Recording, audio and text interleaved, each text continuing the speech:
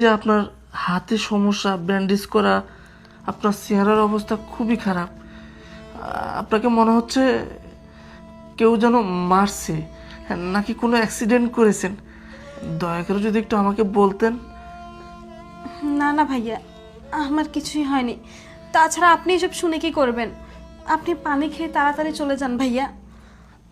না না, যাবো তো অবশ্যই, কিন্তু আপনাকে দেখে না আমার খুব খারাপ লাগতেছে।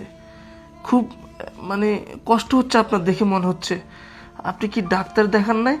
আর এমনটা কি করে হলো একটু আমাকে বলুন না প্লিজ। আসলে ভাইয়া, আপনাকে আমি আর কি বলবো। আমি ভালোবেসে একটা অমানুষকে বিয়ে করেছি। আমি আমার বাবা মার কথা শুনিনি, তাদের বিরুদ্ধে গিয়ে বিয়ে করেছি। তো হয়তো আজ তার জন্যই আমার সাথে এমনটা হয়েছে। আমার স্বামী আমাকে মেরে এমনটা করেছে। ভাইয়া, আপনি আর কিছু জানতে চাইবেন না প্লিজ। আপনি এখান থেকে চলে যান। ও যদি আপনাকে দেখে তাহলে আবার আমাকে মারবে আবার। ভাই আপনি চলে যান দয়া করে। দাঁড়াও বোন, তুমি শান্ত হও, শান্ত হও তুমি। আচ্ছা, কি হয়েছিল?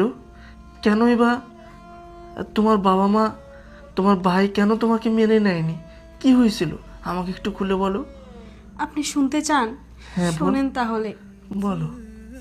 জানেন ভাইয়া, আপনাকে দেখে আমার বড় ভাইয়ের কথা বড্ড মনে পড়ছে। আমার ভাইয়া আমাকে খুব ভালোবাসতো। আমার ভাইয়া প্রবাসে থাকে। যখন যা আবদার করতাম সব আবদার পূরণ করতো। কখনো আমাকে কোনো কিছুর অভাব বুঝতে দেয়নি। আমাকে মারা তো দূরে থাক, আমার বাবা মা ভাই কখনো আমার শরীরে একটা ফুলের টোকা পড়তে দেয়নি। কিন্তু আমি এই অমানুষটার কাছে বিয়ে হয়ে আসার পর থেকে আমার সব সময় মার খেতে হয়। ভাইয়া, আপনি আমার ভাইয়ের